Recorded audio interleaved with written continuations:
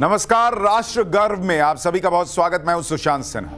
राष्ट्र गर्व हमारा वो प्रयास जहां हम वो कहानियां, वो किस्से आपके लिए लेकर आते हैं जो आपके अंदर देश पर गर्व करने की भावना को और ज्यादा बढ़ाते हैं। हिंदुस्तान के इतिहास में 60 साल बाद ऐसा ऐतिहासिक लम्हा आया जो राष्ट्र गर्व बन गया। और बॉस, इस बार जो मकाम हासिल हुआ है उसकी दुनिया के 75 देशों में चर्चा हो रही है। अमेरिका, रूस, जर्मनी और यूएई सब रिसर्च कर रहे हैं। पाकिस्तान और चीन ये जानकर डर रहे हैं। मैं आज राष्ट्रगर्व में किसी किरदार, संस्कृति या फिर इतिहास के पन्ने नहीं खोलने वाला, बल्कि नए भारत की ऐसी तस्वीर दिखाने जा रहा हूं जो किसी भी हिंदुस्तानी को गर्व से भर देने वाली।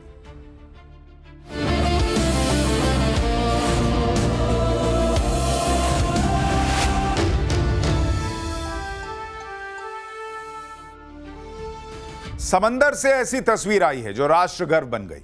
हिंदुस्तान के लिए इसके कई मायने हैं। ताकत, सुरक्षा और स्वदेशी, इन तीनों नजरिए से दुनिया आकलन कर रही है।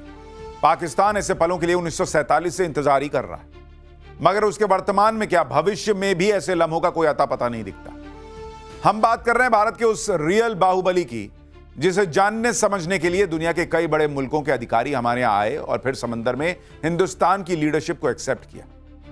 पहले आपको तस्वीर दिखाता हूं, फिर आप समझ जाएंगे कि क्यों मैं इसे राष्ट्रगर्व बता रहा हूं। देखिए, ये आईएनएस विक्रांत की बंगाल की खाड़ी में धांसू एंट्री। आईएनएस विक्रांत ने दुनिया के 75 देशों के सामने अपनी ताकत दिखाई और उनकी नेवी को लीड किया। यह मौका था इंटरनेशनल फ्लीट रिव्यू का। साल 1966 के बाद ऐसा पहली बार हुआ जब इंटरनेशनल फ्लीट रिव्यू में भारत का आईएनएस विक्रांत हिस्सा बना है। 18 विदेशी युद्धपोत आईएनएस विक्रांत के पीछे पीछे थे। कई पनडुब्बियां उसे फॉलो कर रही थी। इंटरनेशनल फ्लीट रिव्यू एक बड़ा अंतर्राष्ट्रीय नौसेना कार्यक्रम है जहां दुनिया की कई नौसेनाएं अपने युद्धपोतों के साथ जमा होती हैं। यह मैरीटाइम डिप्लोमेसी का माध्यम है। भारत इससे पहले 2001 में मुंबई और 2016 में विशाखापत्तनम में इंटरनेशनल फ्लीट रिव्यू की मेजबानी कर चुका है। हालांकि किसी भारतीय युद्धपोत ने दुनिया के दूसरे देशों के वॉरशिप को लीड किया हो, ऐसा कई सालों बाद हुआ है। वैसे इंडियन नेवी भी अपना फ्लीट रिव्यू हर 4-5 साल में कराती है, जिसके जरिए यह देखा जाता है कि नेवी के जहाज देश की समुद्री सीमा की रक्षा के लिए कितने तैयार हैं। इस तस्वीर में आपको कई फाइटर जेट्स और हेलीकॉप्टर नजर आ रहे होंगे। ये सब आईएनएस विक्रांत पर मौजूद थे। MiG-29K, कामोव के A-31, MH-60R और HAL ध्रुव। इन सब ने भारत के इस रियल बाहुबली से उड़ान भरी और फिर वापस उसी डेक पर आ गए। ऐसा पहली बार हुआ जब दुनिया के इतने देशों ने भारत की समुद्री ताकत को बिल्कुल नजदीक से देखा। आईएनएस विक्रांत ऐसा एयरक्राफ्ट कैरियर है जिस पर 30 लड़ाकू विमान और हेलीकॉप्टर तैनात हो सकते हैं। दुनिया के चुनिंदा मुल्कों के पास ही ऐसी काबिलियत है। अमेरिका के पास USS जेराल्ड आर फोर्ड है, जिस पर 75 एयरक्राफ्ट तैनात होते हैं। अमेरिका के ही निमित्ज क्लास के युद्धपोत पर 60 लड़ाकू विमान एक साथ खड़े होते हैं।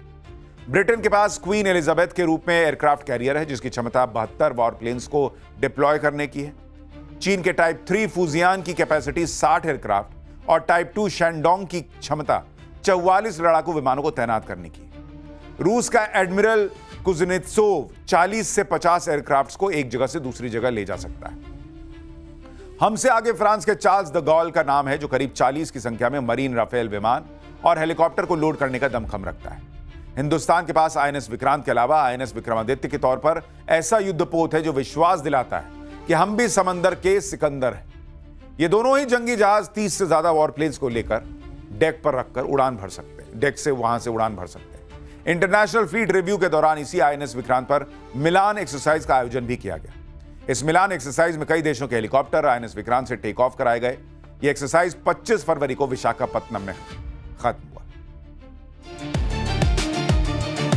यदि लक्ष्य दुरंत है, यात्राएं दिगंत है, समंदर और चुनौतियां अनंत है, तो भारत का उत्तर है विक्रांत।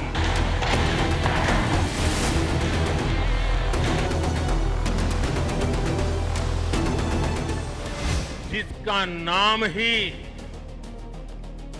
दुश्मन के साहस का अंत कर दे, वो है आईएनएस विक्रांत। वो है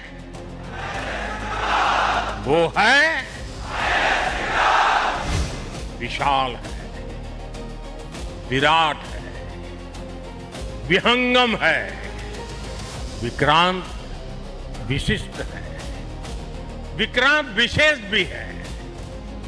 विक्रांत केवल एक युद्धपोत नहीं है, ये 21वीं सदी के भारत के परिश्रम, प्रतिभा, प्रभाव और प्रतिबद्धता का प्रमाण है। आईएनएस विक्रांत जब समंदर में दौड़ता है तो दुश्मन थरथराता है।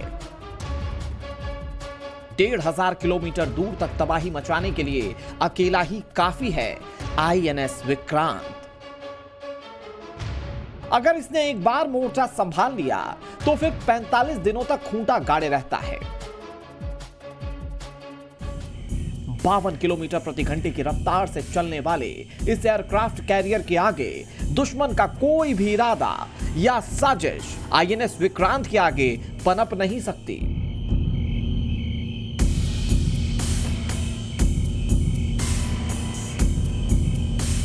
यूं तो आईएनएस विक्रांत अपने आप में दुश्मन के लिए काल है, मगर जल्द ही इसकी ताकत में इजाफा होने वाला है। आसमान का सुल्तान राफेल समंदर में अपना दमखम दिखाने को तैयार है। इसी आईएनएस विक्रांत पर भी राफेल के मरीन वर्जन की तैनाती होगी।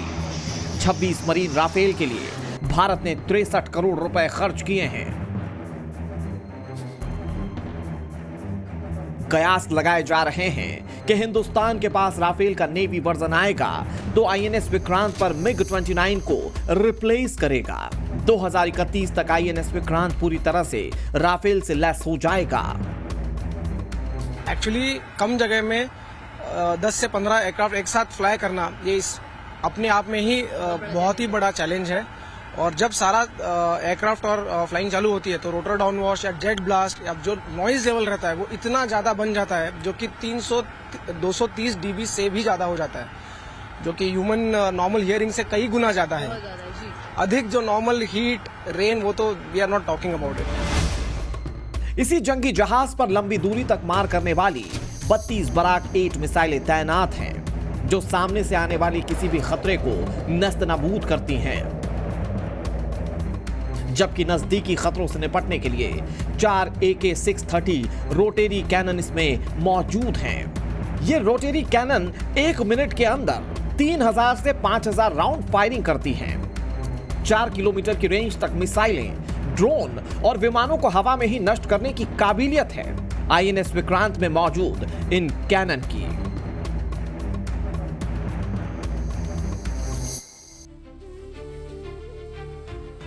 आईएनएस विक्रांत क्यों राष्ट्र गर्व का एक जीता जागता उदाहरण है, इसे समझने के लिए बहुत ज्यादा मत्थापच्ची करने की जरूरत नहीं है। आईएनएस विक्रांत की अहमियत को ऑपरेशन सिंदूर के जरिए आप समझ सकते हैं। आप कहेंगे कि ऑपरेशन सिंदूर में इंडियन नेवी की डायरेक्ट इन्वॉल्वमेंट तो थी ही नहीं, फिर कैसे समझेंगे? बॉस, यही वो बात है जिसके लिए बार बार कहता हूं, राष्ट्र गर्व के जरिए हमारी कोशिश ऐसी चीजों को सामने लाने की है जिससे कई बार लोग जो है ना वो अनजान रह जाते हैं। ऑपरेशन सिंदूर के दौरान आईएनएस विक्रांत पर 15 MiG-29 के फाइटर जेट्स तैनात थे। इस वॉरशिप ने कराची से कुछ किलोमीटर दूर ही उत्तरी अरब सागर में अपना ठिकाना बनाकर रखा हुआ था। इसके साथ 7 विध्वंसक जहाज और 6 खतरनाक पनडुब्बियां शामिल थी। बराक, ब्रह्मोस और दूसरी कई घातक मिसाइलें इस बैटल ग्रुप का हिस्सा थी। इस स्ट्राइक कोर की आहट भर से पाकिस्तानी नौसेना अपने बंदरगाहों तक सीमित रही और पाकिस्तान के लिए आईएनएस विक्रांत से डरने की कई वजह है। एक तो इसकी विशालता, फिर इस पर तैनात हथियार और फिर इसकी 13,000 किलोमीटर के एरिया को कवर करने की कैपेसिटी। एक तरह से कहिए तो आईएनएस विक्रांत समंदर में चलता फिरता किला है। एक साथ 1600 नौसैनिक इस पर सवार हो सकते हैं। 2400 कमरे इस युद्धपोत पर बनाए गए हैं। 14 डेक इस जहाज पर मौजूद हैं। इसकी लंबाई की बात करें तो करीब 262 मीटर है, यानी 2 फुटबॉल मैदान से भी ज्यादा बड़ा। आईएनएस विक्रांत की ऊंचाई देखिएगा तो 18 मंजिला इमारत जितनी है। वजन के लिहाज से भी आईएनएस विक्रांत बेहद भारी भरकम है। इसका कुल वजन 45,000 टन है। आईएनएस विक्रांत का नाम भी बेहद स्पेशल है। विक्रांत शब्द का अर्थ है साहसी या विजयी, यानी जिसके आगे दुश्मन की कोई दाल नहीं गल सकती। और विक्रांत सिर्फ नाम भर नहीं है बॉस, यह आत्मनिर्भर भारत और देश की बढ़ती तकनीकी क्षमता का साक्षात प्रमाण है। इसका 76% पार्ट मेक इन इंडिया है। इसमें इतनी केबल्स लगाई गई हैं जो कोच्चि से काशी तक की दूरी तय कर सकती है। सोचिए 2300 किलोमीटर की दूरी तय करने वाले केबल्स और वायर्स अकेले आईएनएस विक्रांत में लगाए गए। इसकी और क्या क्या खूबी है जो किसी भी देश के लिए राष्ट्र गर्व का विषय बन सकती है, देखिए एक बार। हमारा आईएनएस विक्रांत आज आत्मनिर्भर भारत और मेड इन इंडिया का बहुत बड़ा प्रतीक है।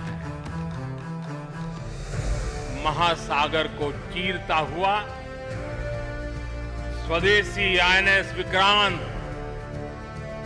भारत की सैन्य क्षमता का प्रतिबिंब है। आईएनएस विक्रांत की मौजूदगी, उसकी मारक क्षमता और आप जैसे रणबाज बापुरों की अडिग निष्ठा, यह सब मिलकर भारत को एक ऐसे मुकाम पर ले जा रहे हैं जहां से कोई भी चुनौती हमारे सामने छोटी नजर आ रही है। आईएनएस विक्रांत देश का पहला स्वदेशी एयरक्राफ्ट कैरियर है जिसे 20,000 करोड़ की लागत से तैयार किया गया है। नौसेना की रीढ़ बने इस स्वदेशी विमान वाहक पोत का निर्माण कोचीन शिपयार्ड लिमिटेड ने किया है। आईएनएस विक्रांत के हर भाग की अपनी एक खूबी है,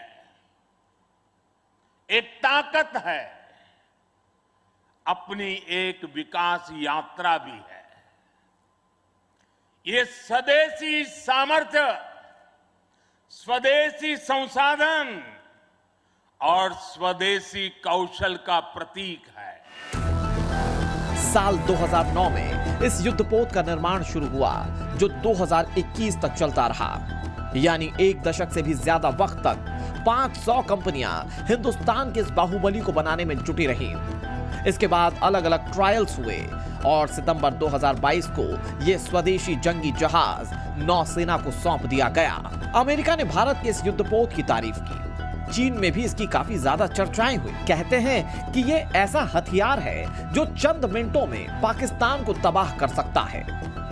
पहला विमान वाहक पोत आईएनएस विक्रांत अभी सभी के समक्ष है, जो कि भारतीय नौसेना को अपने आप में इतना मजबूत करता है और हमें गुलामी से आजाद करने वाली तस्वीर दिखाता है कि ये भारत अब वो है जो कि ना कि विदेशी ग्रंथों से उनके जो युद्धपोत हैं उसे ले रहा है, बल्कि खुद ऐसे बहुत ही महत्वपूर्ण और ताकतदारी शक्तिशाली युद्धपोत को, विमान वाहक पोतों को वो खुद भी बना सकता है। आपको बता दें कि इसकी लॉन्च के दौरान ही प्रधानमंत्री नरेंद्र मोदी ने कहा था कि आत्मनिर्भर भारत की छवि को दुनिया के सामने रखेगा और इसी के अलावा भारत उन देशों में जरूर शुमार होगा जो कि उन्हें भी यानी कि अन्य देशों को भी युद्धपोतों की सप्लाई करेंगे और वहां पर अपनी मजबूती का प्रदर्शन करेंगे। आईएनएस विक्रांत को बनाने के लिए भारत ने पहले रूस से संपर्क किया था, क्योंकि हमारे पास बड़े युद्धपोत चलाने का हुनर तो था लेकिन बनाने का नहीं। रूस ने इसके लिए मदद करने का वायदा भी कर दिया, मगर जिस वॉरशिप ग्रेड स्टील से युद्धपोत बनता है उसे देने से इनकार कर दिया। भारत की जिद थी कि आईएनएस विक्रांत तो बनकर रहेगा। इसका स्टील भिलाई में बना, केबल कोलकाता में बनाई गई, गियर बॉक्स गुजरात के आणंद में तैयार हुआ, स्विच बोर्ड और स्टीयरिंग गियर मुंबई में बनाए गए, पंप का निर्माण चेन्नई में हुआ और रेफ्रिजरेशन पुणे में बनाया गया। अटल बिहारी वाजपेयी की सरकार ने इसके निर्माण को हरी झंडी दी थी और नरेंद्र मोदी की सरकार में यह सपना साकार हो गया। आईएनएस विक्रांत हमारे वर्तमान का भरोसा है, हमारी भविष्य की सुरक्षा है। ये नींव है उस विश्वास की जिसकी बदौलत हम चीन को हिंद महासागर में बहुत ज्यादा पैर नहीं पसारने देते और पाकिस्तान को कराची तक सीमित रखते हैं। आईएनएस विक्रांत के साथ राष्ट्र गर्व वाला भाव कितना प्रबल है, इसका एहसास प्रधानमंत्री नरेंद्र मोदी ने 2025 में कराया था। पीएम मोदी ने 2025 की दिवाली इसी आईएनएस विक्रांत पर मनाई थी। पीएम मोदी नौसैनिकों के साथ आईएनएस विक्रांत की डेक पर काफी देर मौजूद रहे थे और यह पल बहुत खास था। इसके जरिए देश के दुश्मनों को मैसेज दिया गया। आप तस्वीरें देखिए, मोदी भारतीय नौसेना के इस बाहुबली की डेक पर कई घंटे गुजार रहे थे और इस दौरान आईएनएस विक्रांत से लड़ाकू विमान MiG-29K का टेक ऑफ कराया गया। लैंडिंग भी इन एयरक्राफ्ट्स की कराई गई। कई हेलीकॉप्टर भी make in India INS Vikrant से उड़ाए गए। पीएम मोदी ने खास मौके के लिए नेवी की ड्रेस पहनी जिसे स्पेशल कोड दिया गया था। मोदी ने नेवी ऑफिसर की तरह आईएनएस विक्रांत पर खड़े होकर करीब से जाना कि किस तरह भारत समंदर का सिकंदर बना। भारत के इस पावर शो को समूची दुनिया ने भी हैरत भरी नजरों से देखा। आईएनएस विक्रांत सिर्फ नाम नहीं है, बल्कि विरासत है। यह पहचान है दशकों पुरानी, जिसकी शुरुआत होती है आजादी के 10 साल बाद से। 1957 में भारत ने अंग्रेजों से उनका HMS हरक्यूलिस युद्धपोत खरीदा। आधे अधूरे खरीदे गए इस शिप का निर्माण करने में 4 साल लग गए। 1961 में जब नौसेना में शामिल हुआ तो विजय लक्ष्मी पंडित का नाम दिया गया। हालांकि बाद में इसे आईएनएस विक्रांत के रूप में पहचान दी गई। पाकिस्तान के जहन में आईएनएस विक्रांत का खौफ इतना ज्यादा था कि 1971 में उसने अपनी सबसे ताकतवर पनडुब्बी PNS गाजी को स्पेशली आईएनएस विक्रांत को खत्म करने के लिए भेजा, क्योंकि समुद्री रास्ते पर इसने लंगर डालकर भारत के लिए ढाल बनने का काम किया। हालांकि गाजी खुद ही समंदर में समा गई। आईएनएस विक्रांत से दागी गई मिसाइलों ने पाकिस्तान के छक्के छुड़ा दिए।